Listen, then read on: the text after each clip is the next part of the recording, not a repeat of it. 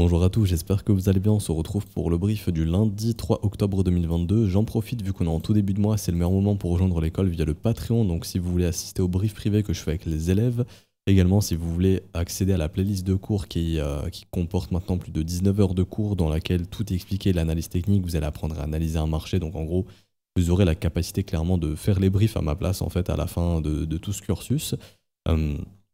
Et également de développer un plan de trading, de comprendre l'order flow. Il y a des cours qui ont été faits sur le module order flow. Stratégie de cycle aussi, c'est une stratégie que j'aborde dans l'école qui reprendra son cours probablement d'ici 2023. Enfin, ça dépendra des graphiques bien évidemment, et d'autres cours également sur Ishimoku si vous voulez apprendre Ishimoku, à configurer certains sites, etc. etc. Du coup voilà, n'hésitez pas, on est en début de mois, c'est le meilleur moment. Après ce sera trop tard, en tout cas via le Patreon. Également, vous avez le descriptif ici de ce que vous allez y retrouver, en plus de ce que j'ai déjà cité ici, donc je vous laisse lire si vous voulez, le lien est en description, c'est Patreon, et vous pouvez regarder tout ça. Et vous êtes les bienvenus, n'hésitez pas. Alors du coup, aujourd'hui, petite mise à jour du Bitcoin vraiment rapide, puisqu'on va attendre un petit peu la cotation du S&P 500 aujourd'hui pour probablement faire un point demain, je pense. Et je pense que je referai un point Ethereum cette semaine, parce que ça fait quelques temps que j'en ai pas parlé. Bon, il est très corrélé au Bitcoin, du coup, tout ce que je dis à Bitcoin, c'est applicable sur Ethereum, et je pense que revisiter les charts, ça serait assez intéressant. Alors du coup, pour revenir sur le BTC, bon, on avait bien fait notre taf, la zone de combat a bien été identifiée. Ce qu'il faut noter en revanche, c'est qu'on est très proche de la trendline baissière qui nous bloque au niveau des prix depuis le top du Bitcoin et depuis du coup ce second sommet descendant en mars 2022. On a eu encore un rejet ici septembre 2022, là on est au contact de la trendline. C'est simple, pour moi c'est la semaine de la volatilité ou grand maximum semaine prochaine. C'est-à-dire que ça passe ou ça casse. Soit on rejette et on casse le support cette semaine ou la semaine pro, et là ça ouvre les portes, on a déjà parlé des objectifs, hein, mais grosso modo je me sers beaucoup du volume profile. Pour moi ça tournerait jusqu'aux 12 100 $ possiblement. Bon après il y a des targets de continuation, etc. Plein de petits trucs qu'on peut voir. Hein. Ici par exemple, la target de continuation, ça nous ramènerait dans les 10 200 à peu près.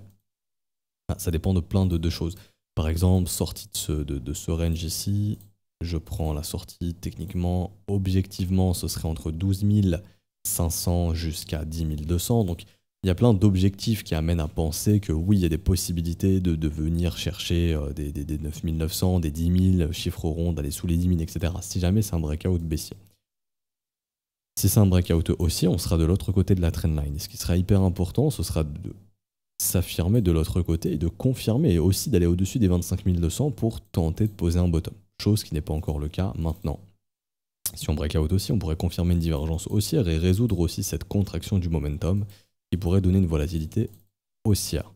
Maintenant, vous voyez que ce n'est pas encore le cas et que là, c'est pour moi la semaine décisive ou grand maximum la semaine prochaine. C'est pour ça que je voulais faire un point focus sur le Bitcoin ici en weekly. Ça sera extrêmement à surveiller. On a eu la clôture mensuelle, samedi 1er octobre. Pas ouf, clôturé dans le rouge, on a fait encore un plus bas en termes de corps de chandelle, c'est pas exceptionnel, quand on voit la charte comme ça, bon c'est assez compliqué. On peut pas parler de bottom ici pour l'instant, tant qu'on rebascule pas au-dessus des 25 200, puisque le marché est dans un range. Hein. Tout simplement, entre cette borne et cette borne, on casse plus bas, on confirme un plus bas, et on va chercher probablement le creux ici qui s'étend jusqu'au 12 100. Il y a aussi ce wake of check, donc le fait qu'on ne soit pas revenu tester la ligne de coup post-breakout ici, qui demande à être retesté, 13 800. Donc il y a des éléments techniques qui invitent à penser qu'on peut aller plus bas, bien évidemment. Maintenant, ça nous donne les objectifs techniques si on breakout ce range plus bas, ok, qui pour l'instant n'a pas encore breaké. Et je crois qu'on a eu la clôture trimestrielle, si je dis pas de conneries. Oui, qui est simplement une bougie d'indécision ici pour l'instant, plutôt bearish, mais quand même d'indécision.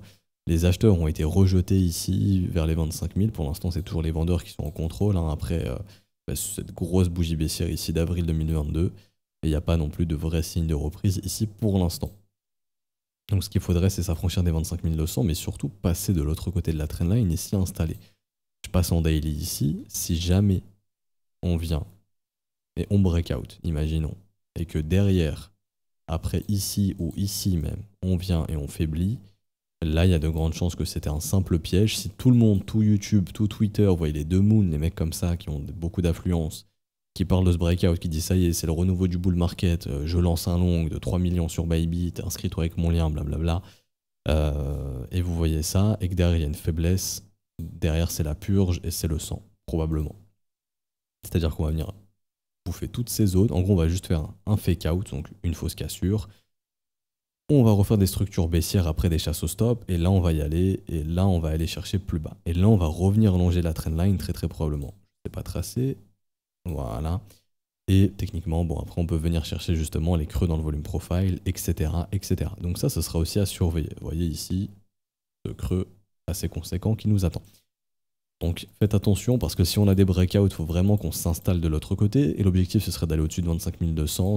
Si on breakout et que toute la planète en parle, que tous les youtubeurs sont là, surtout américains, ouais, je long, oui, je vends ma Bentley de 1936 pour acheter du Bitcoin avec levier sur Bybit. Bon, vous savez que derrière, ça pue. Et ça risque d'arriver.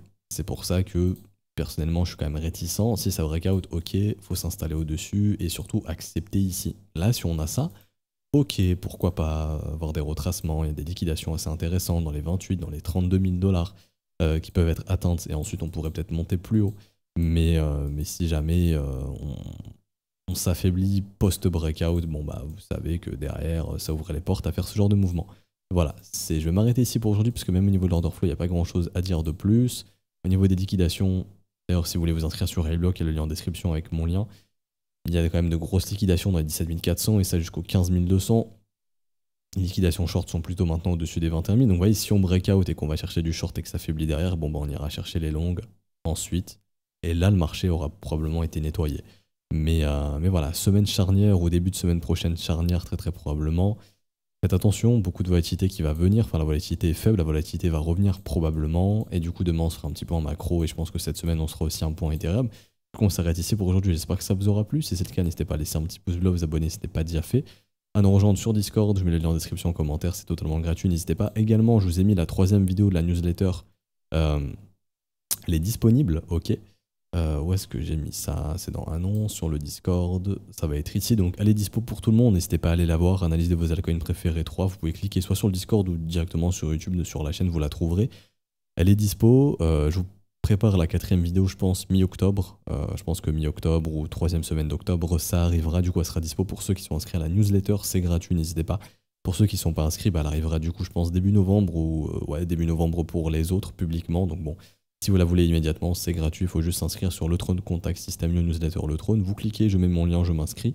Et c'est bon, vous êtes inscrit, vous recevrez la newsletter la prochaine lorsqu'elle sera disponible. Si vous souhaitez rejoindre l'école via les modalités crypto, donc c'est tout ce qui est paiement Ethereum, BNB, USDT, USDC, BUSD, vous avez ici les adresses à utiliser en fonction des réseaux. Vous avez également les montants qui sont ici pour les offres trimestrielles, semestrielles, annuelles. Si vous voulez juste l'offre mensuelle, le prix est juste ici, 41 USDT ou équivalent, USDC, BUSD, etc. etc. Et vous avez aussi les liens ici pour faire les conversions. Ok, pour savoir c'est quoi, bah 41 USDT si vous voulez payer en BNB par exemple ou en Ethereum. Donc ça vous fait la conversion immédiatement. Et voilà, comme ça c'est très simple pour vous. Du coup on s'arrête ici. On se retrouve donc demain pour une prochaine update. Aussi on parlera du marché US. Et je vous laisse ici. Bon début de semaine à tous. Ciao ciao.